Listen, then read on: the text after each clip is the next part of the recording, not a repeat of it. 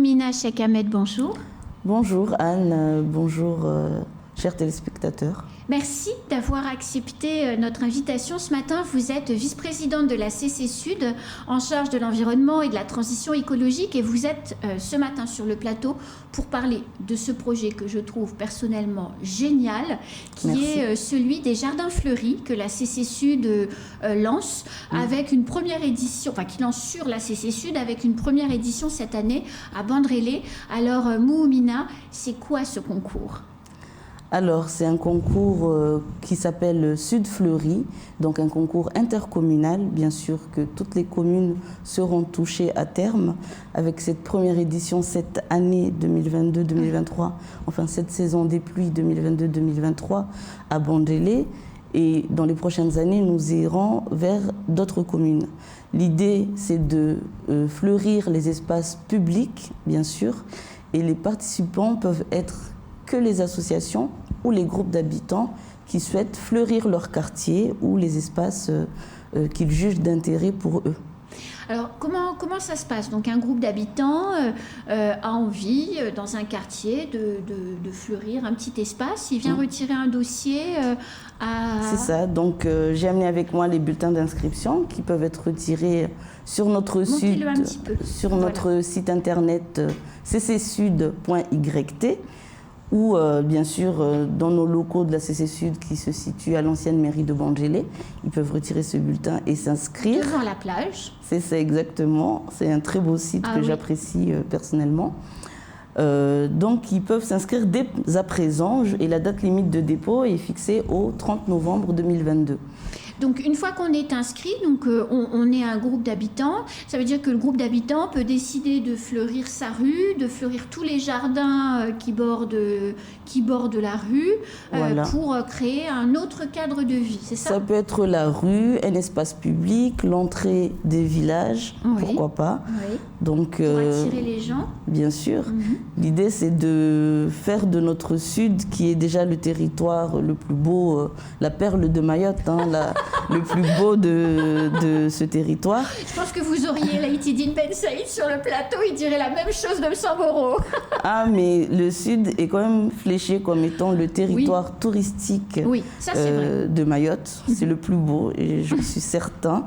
Il n'y a qu'à voir l'affluence qu'on a tous les week-ends de monde qui viennent sur nos plages pour apprécier notre biodiversité, notamment avec le Manchungi, etc. Donc l'idée, c'est vraiment de fleurir les espaces pour améliorer le cadre de vie des habitants. On fleurit avec quoi, Moumina ? Bien sûr, on ne va pas fleurir avec des espèces exotiques envahissantes. Donc le tulipier du Gabon, on oublie ? Non, surtout pas. Pas de lantana camara, etc. Non, merci. On veut des espèces indigènes, des espèces de Mayotte. Oui. Bien sûr, on a des critères. On aurait un jury avec des critères de notation pour identifier le futur gagnant de ce concours. Donc on a des critères bien sûr qui sont basés sur l'embellissement, l'originalité, etc. Mais on a un petit côté bonus écologique. Donc à éviter surtout pour ne pas avoir de malus les espèces exotiques envahissantes. La liste est récupérable pareil à l'Interco du Sud. Si vous ne les connaissez pas trop, comme ça vous saurez qu'est-ce qui est à bannir. Et donc vous mettez des espèces indigènes. Il y aura un petit bonus écologique, comme je le disais, sur des pratiques écologiques telles que le compostage, la récupération de matériaux, des matériaux un petit peu naturels, du bambou, etc. Pour l'aménagement, il y aura ce petit bonus-là. Parce que quand vous dites aménagement et que vous parlez par exemple de fleurissement de l'entrée du village, donc on a le panneau par exemple à Moreau, Bandrélé, enfin des différents villages de la commune. Ça veut dire qu'on peut construire à côté avec des petits morceaux de bois, des choses, comme des bacs qui vont permettre d'accueillir les fleurs, c'est ça ? Oui, c'est le fait. En fait, l'idée c'est que ça soit joli.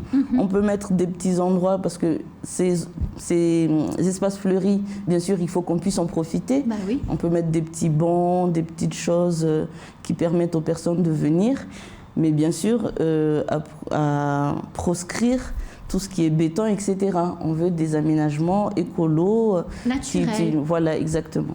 Il y a quand même, au-delà de l'aspect embellissement et de l'aspect verdure, puisqu'on le rappelle, tout ce qui est vert va capturer quand même des gaz à effet de serre, donc c'est quand même positif. Aussi, ça apporte de la biodiversité. On va avoir des oiseaux, des papillons qui vont venir. Comme on le voit derrière vous. Exactement. C'est une très belle photo d'ailleurs.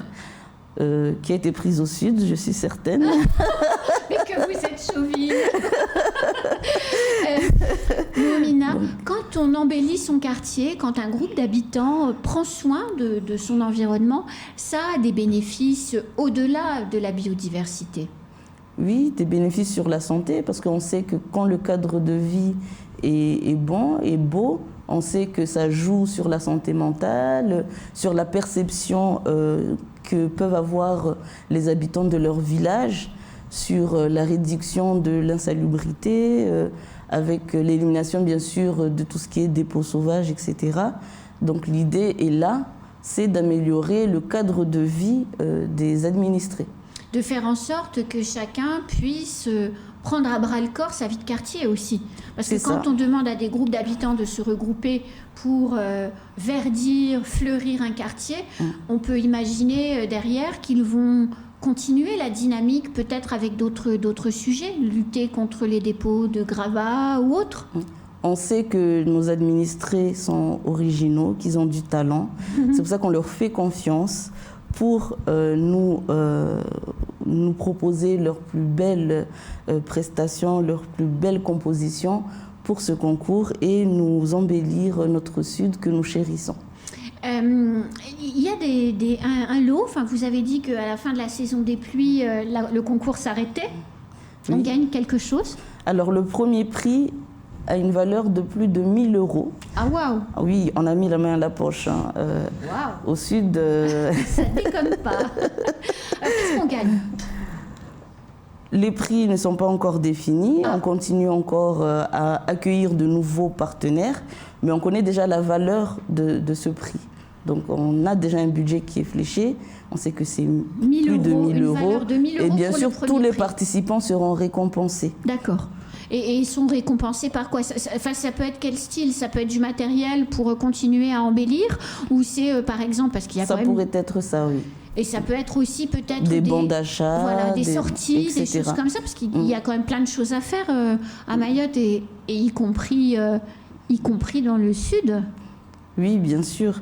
Et d'accord. Et d'ailleurs, les participants vont pouvoir faire leur bouture eux-mêmes, mais nous mettons aussi à disposition quelques plantes pour pouvoir aménager les sites.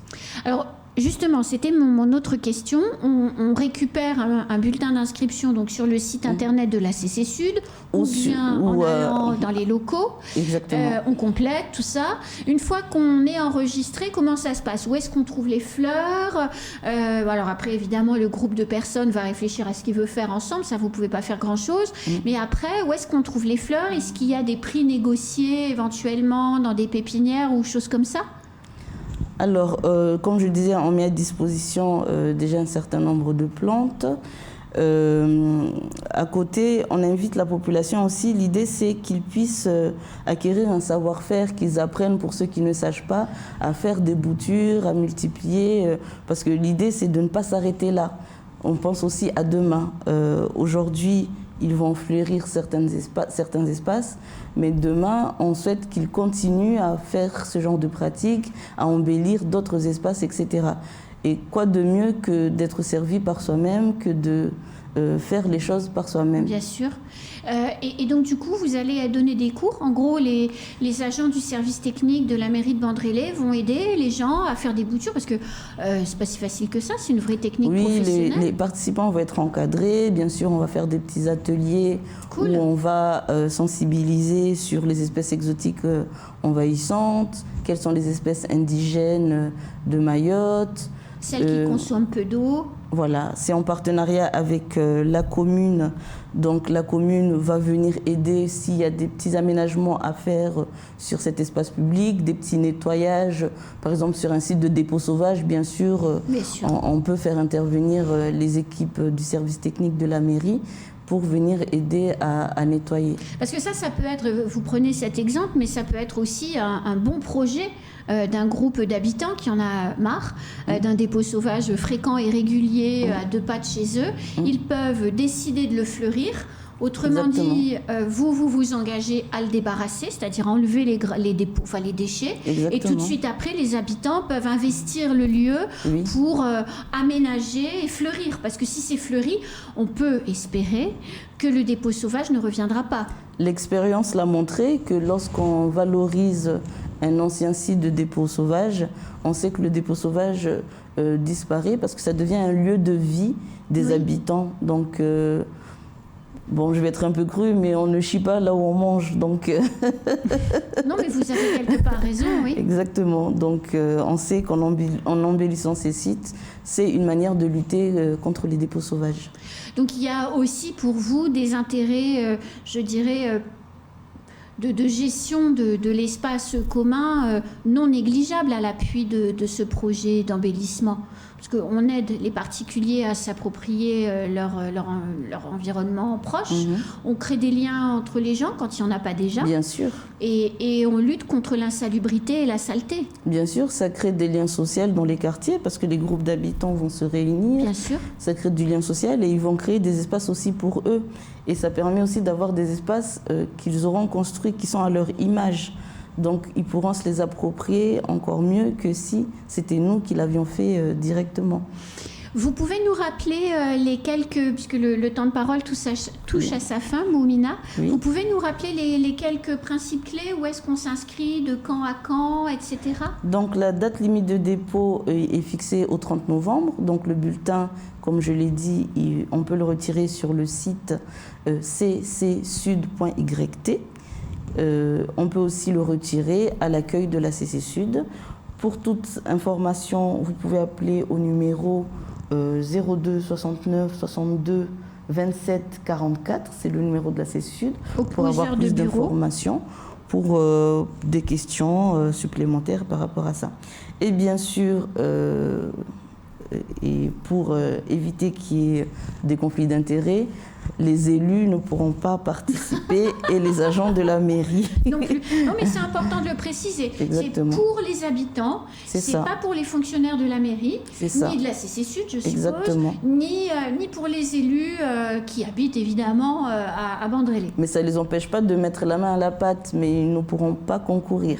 On est d'accord. Merci Exactement. beaucoup, Moumina Cheikh Ahmed. Vous Merci. êtes la bienvenue sur ce plateau. Revenez quand vous voulez pour nous parler des projets de la CC Sud en matière d'environnement. Et je sais qu'il y en a beaucoup. Merci. C'est la fin de ce temps de parole. Tout de suite, la suite de nos programmes.